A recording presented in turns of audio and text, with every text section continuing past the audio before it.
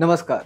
अगर आप भी स्टार्टअप के मालिक हैं, तो यह बजट में आपके लिए खुशखबरी है। जी हाँ, वित्त मंत्री निर्मला सीतारमण ने केंद्रीय बजट 2024-25 में संसद में कई महत्वपूर्ण घोषणाएं की, जिनमें से एक एंजल टैक्स के संबंध में है। उन्होंने कहा कि एंजल टैक्स को पूरी तरह से समाप्त कर दिया गया है। आइए जानते हैं यह एंजल टैक्स क्या था और इसे हटाने की मांग क्यों हो रही थी। साथ ही इसे खत्म करने से आम आदमी पर इसका क्या असर पड़ेगा। एंजल टैक्स को देश में 2012 में लागू किया गया था। यह टैक्स उन अनलिस्टेड बिजनेस पर लागू होता था जो एंजल निवेशकों से फंडिंग प्राप्त करते थे।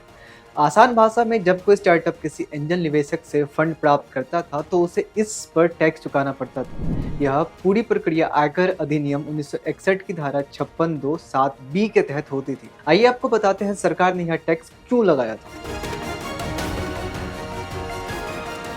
सरकार का मानना था कि इसके माध्यम से वह मनी लॉन्ड्रिंग को रोक सकती है।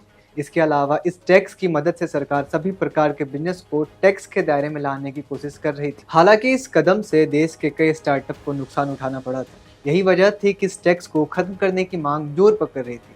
असली समस्या तब होती थी जब किसी स्टार्टअप को मिलने वाला निवेश उसकी फेयर मार्केट वैल्यू से अधिक हो जाता था।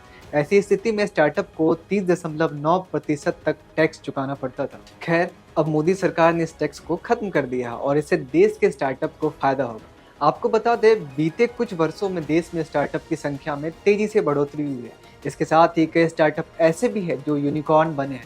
मोदी सरकार का लक्ष्य देश में स्टार्टअप को बढ़ावा देना है, इसलिए वह हर संभव प्रयास कर रही है कि स्टार्टअप को हर तरह की मदद की जाए। अभी के लिए इस खबर में फिलहाल इतना ही। ऐसी तमाम जानकारियों के लिए जुड़े रहे हमसे और देखते रहे क्लिक इंडिया। धन्यवाद।